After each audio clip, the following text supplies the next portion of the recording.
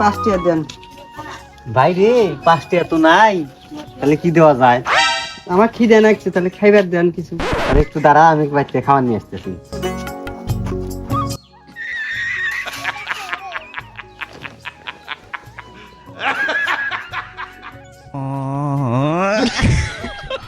আরে চ্যাংলাটা কত ভালো ছিল, পড়াশোনার চাপে পাগল হয়ে গেছে, আর এমন টাইমে আইছি, এখন কি এই মুড়ি দিলাম, তাহলে এরই খাও। নাও।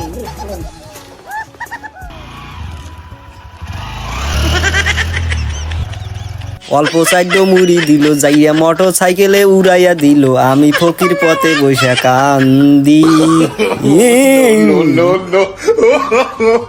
no.